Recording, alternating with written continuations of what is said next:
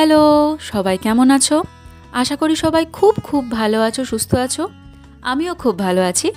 বং in মাউন্টেনের আরও একটা নতুন ব্লগে তোমাদেরকে অনেক অনেক ওয়েলকাম। তো আমার আজকে সারাটা দিন কেমন কাটলো সেই ভিডিও আমি তোমাদের সবার সঙ্গে শেয়ার করব। আজকে পৌষ পার্বণ, বাঙালির প্রত্যেকটা ঘরে ঘরে পিঠেপুলির উৎসব। সকলকে জানাই পৌষ পার্বণের অনেক অনেক শুভেচ্ছা। আর শুভেচ্ছা জানিয়ে আজকের ব্লগটা শুরু করছি। দুপুর 12:30 মতো বাজে এখন। আজকে দুপুরের লাঞ্চটা একটু আগেই করছি। আজকের দুপুরের লাঞ্চে বানিয়েছে মা আলু ভাজা, বেগুন ভাজা, পাঁপড় ভাজা আর সঙ্গে ফুলকপি মটরশুঁটি দিয়ে গরম গরম সাবুর খিচুড়ি, তার সঙ্গে এক টুকরো লেবু। আজকে পৌষ পার্বণ উপলক্ষে বাড়িতে দুপুরের লাঞ্চে খিচুড়ি হয়েছে। তো দুপুরে তাড়াতাড়ি খাওয়া দাওয়া শেষ করে যাব একটু ঘুরতে। তো এখন চলে এসেছি বাড়ির কাছে একটা কালী মন্দিরে। সকাল থেকে নানান কারণে সময় হয়ে ওঠেনি, তাই আর পুজোটা দেওয়া হলো না। সেই জন্য দুপুরবেলায় একটিবার প্রণাম করার জন্যই এসেছি। দুপুর হলেও মন্দিরে কিন্তু ভালোই ভিড়, আর মন্দিরের পাশে ছোট্ট করে মেলাও বসেছে, তো সেজন্যই আরও ভিড়। চলুন আগে মাকে দর্শন করে আসি, তারপরে বরং মেলা ঘুরব।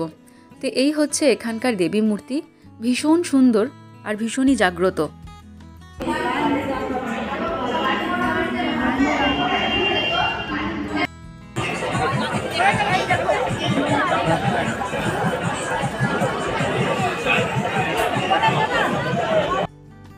তো মন্দিরে প্রণাম শেষ করে এখন চলে এসেছি বাইরে যে মেলাটা বসেছে সেখানে। আর মন্দিরের পাশেই যেহেতু মেলা, প্রচুর প্রচুর ঠাকুরও বিক্রি করছে। তার সঙ্গে এই জিনিসটা দেখতে পেয়ে কিন্তু আমি ভীষণ খুশি হয়েছি।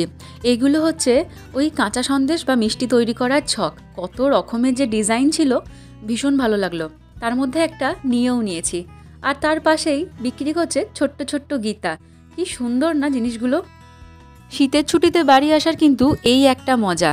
একে তো শীতের ছুটিতে আরাম করে মায়ের হাতের ভালো মন্দ রান্নাবান্না খাওয়া দাওয়া তো আছেই, তার সঙ্গে উপরন্তু পাওনা হচ্ছে পিঠেপুলি। আবার তার সঙ্গে টুকটাক মেলা বসলে সেগুলোও বেশ ঘুরে নেওয়া যায়। যদিও বেশিক্ষণ সময় নষ্ট করে আজকে মেলায় ঘুরবো না। পৌষ পার্বণ উপলক্ষে আমাদের বাড়িতেও বেশ কিছু পিঠেপুলি বানানো হবে, বাড়ি গিয়ে তারই আয়োজন করতে হবে। তবে এই দোকানগুলো না দেখে কিন্তু আমি এক পাও যাচ্ছি না। মেলা আসলেই এখনও এই দুলের দোকানগুলো কিন্তু ভীষণভাবে কাছে টানে। এই যে দুলগুলো এত কিনি আর এত পছন্দের, তাও যেন মন ভরে না। তো যাই হোক, ওখান থেকে টুকিটাকি একটা দুটো জিনিস নিয়ে এখন এগিয়ে চলেছি অন্য দিকটায়। এদিকটায় শুধু খাবার দোকান দেখছি। আর শুধু যে এখানে খাবার দোকান সেটা নয়, এই দিকটার পাশেই একটা ফাঁকা ছোট্ট মাঠের মতো আছে। সেখানে কিন্তু আজকে প্রচুর মানুষজন পিকনিক করছে। কেউ কেউ নিজেরাই রান্না করে খাওয়া দাওয়া করছে, আবার কেউ কেউ এই মেলার থেকে খাবার কিনে নিয়ে গিয়ে এক জায়গায় সবাই মিলে বসে খাওয়া দাওয়া করছে। আমি আর ওই দিক দিয়ে যাইনি। আমি এখন যে দোকানটার কাছে এসে দাঁড়িয়েছি, এই দোকানটার থেকে দূরে দাঁড়িয়ে থাকা কিন্তু বেশ কষ্টকর। কত সুন্দর সুন্দর জিনিস, আর সব কিছুই যেন ছোটোবেলার স্মৃতি একেবারে মনে করিয়ে দিচ্ছে। এই যে ছোট ছোট হাতা, খুন্তি, কড়াই, চামচ, হাঁড়ি, মাটির সবজি, এগুলো সবই আমাদের ছেলেবেলার বা মেয়েবেলার ওই খেলনাবাটি খেলার জিনিসপত্র। এত আনন্দ হলো ওগুলো দেখে, কি বলবো। তবে ওগুলো তো নিয়ে আর খেলা করার বয়স নেই, সেজন্য না নিয়েই চলে এসছি। এখন যেগুলো নিয়ে খেলা করি, এই যে বাসনপত্র, কাপ, সংসারের জিনিস, সেই দোকানগুলোতেই এসেছি। দুলের দোকানের পরে কিন্তু মেলার এই আর একটা দোকান আমার বেশ পছন্দের, কাপের দোকান। কত রকমের, কত ডিজাইনের যে কাপ পাওয়া যায়, এই সময় দেখলে মনে হয় সবই এক দু পিস করে নিয়ে নিই। আর সব থেকে ভালো লাগে এই মাটির ভাঁড়ের কাপগুলো। কত রকমের যে এখন ডিজাইন বেরিয়েছে, কি সুন্দর না। কোনোটা রঙিন, কোনোটা বা মাটি কালারের, ভীষণ সুন্দর লাগছে। সব থেকে ভালো লাগছে এই যে সাদা রং করা কাপগুলোর ভেতরে যে রঙিন কাপগুলো দেখা যাচ্ছে, সেগুলো বাইরেটা সাদা আর ভেতরটা নীল কিংবা লাল। এগুলো কিন্তু দেখতে ভীষণ সুন্দর দেখাচ্ছে।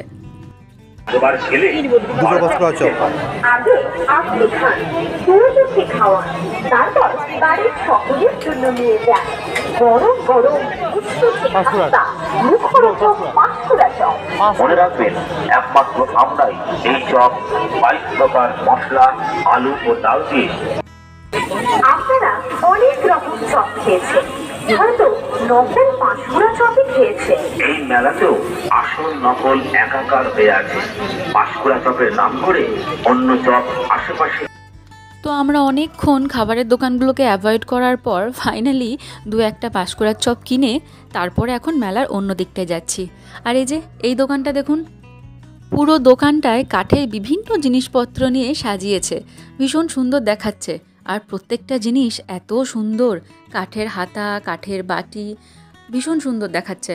ওদিকে কাঠের দোকান আর তার ঠিক পাশেই এখানে বসেছে লোহার দোকান, কত ঝাড়না, খুন্তি। এই দোকানগুলো কিন্তু চট করে আমরা অন্যান্য মেলায় দেখি না, এখানে দেখতে পেলাম, বেশ ভালো লাগলো। তো চলুন আরও একটু মেলাটা ঘুরে নিয়ে তারপরে বাড়ি ফিরে যাব, সন্ধে প্রায় হয়েই আসছে। বেশ অনেক দিন পরে পরে যখন মেলা দেখি তখন কিন্তু মন্দ লাগে না, ভালোই লাগে।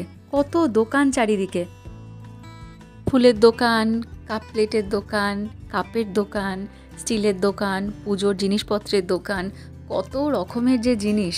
আর সবথেকে ভালো লাগে ওই মেলা জিলাপির দোকান, পাঁপড় ভাজার দোকান, আর মেলার ঘুগনি, তার তো কোনো কথাই হবে না।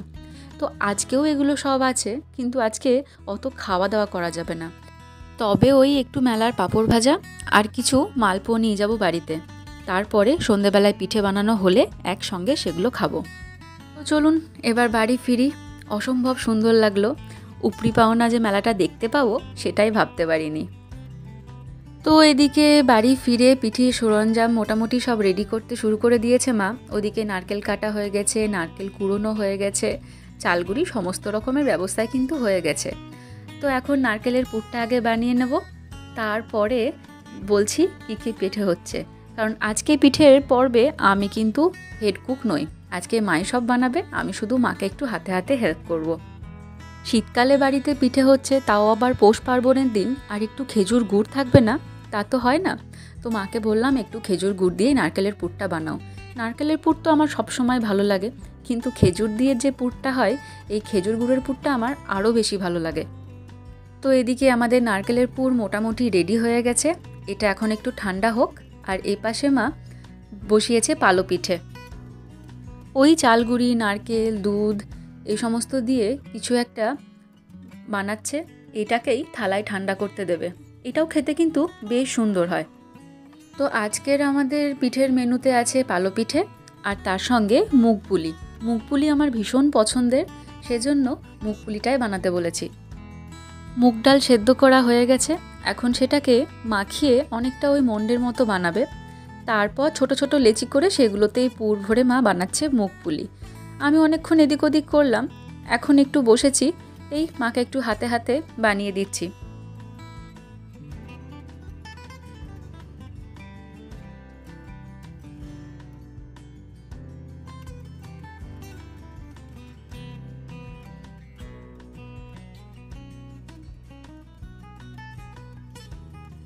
তো ওদিকে মা পিঠেগুলো ভালো করে গড়ছে, আর আমি এখানে এখন এগুলো একটু ভেজে নেব। মোটামুটি অনেকগুলো পিঠে বানানো হয়েও গেছে, তাই প্রথমের ব্যাচটা বসিয়েই দিলাম।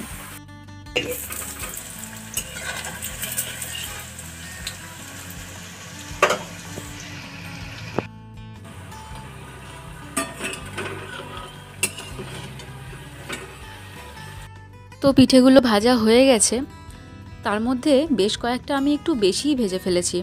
এগুলোকে আর আলাদা করে চিনির রসে ফেলবো না। তো আমাদের পিঠে বানানো শেষ, মুগ পুলি, পালো পিঠে আর মেলা থেকে কেনা ওই কিছু মালপোয়া। তো আমাদের বাড়ির পিঠে শেষ করে এখন এসেছি মামার বাড়ি। সন্ধেবেলায় পিঠে খাওয়ার নেমন্তন্ন, সেজন্য একসঙ্গেই পিঠে নিয়ে চলে এসেছি, সবাই একসঙ্গে এখানে খাওয়া দাওয়া করব। এখানে সরু চাকলি বানাচ্ছে, এখানে আমরা শুধুই দর্শক। মামি একের পর এক পিঠে বানাচ্ছে, আর আমরা পাশ থেকে শুধু কমেন্টই করে যাচ্ছি। এক হাঁড়ি এখানে ব্যাটার বানানো হয়েছে, একটা করে দিচ্ছে আর একটা করে উঠে যাচ্ছে। আর এই পিঠে বানানোর সময় এমন আওয়াজ আসছে, ওই উমনো-ঝুমনোর ছ্যাঁকছুক করার গল্পটা কিন্তু বারবার মনে পড়ে যাচ্ছে। যতবারই বাড়িতে পিঠে হয় ততবারই আমার মনে হয় ওই গল্পটা আরেকবার শুনি। আমি তোমার ওই ওখানে করলে আমাদের ওই আমার তো তালপাতা কাটা নেই, তোমার তেজপাতাতে করি। দিদাদের দেখেছি তোমার তালপাতা আছে বাড়িতে দিয়ে, আমি তো আর বাংলা নিয়ে যাইনি, ওখানে করে। তো যাই হোক, চলুন, অনেক গল্প করতে করতে আমাদের পিঠে বানানো একেবারেই শেষ। তো এখানে মামি বানিয়েছে চালের পায়েস, তার সঙ্গে সরু চাকলি, রাঙা আলুর পান্তুয়া, আর ওদিক থেকে আমরা বানিয়েছি পালো পিঠে, তার সঙ্গে মুগ পুলি, আর সঙ্গে টাটকা গলানো খেজুর গুড় তো আছেই। তো আজকের ভিডিওটা এখানেই শেষ করি, এবার আমাদের পিঠে খাবার পালা। আজকের ভিডিওটা যদি ভালো লেগে থাকে তাহলে লাইক, কমেন্ট, শেয়ার করতে ভুলবেন না। আর যদি আমার চ্যানেলটা কেউ প্রথমবারের জন্য দেখছেন, ভালো লেগে থাকলে অবশ্যই সাবস্ক্রাইব করে দেবেন। তো আজকের মতো আসি, পরে আবার কোনো একটা ভিডিও আপনাদের সঙ্গে দেখা হবে, কথা হবে। ততক্ষণের জন্য সকলকে টাটা, আর আরও একবার পৌষ পার্বণের অনেক অনেক শুভেচ্ছা।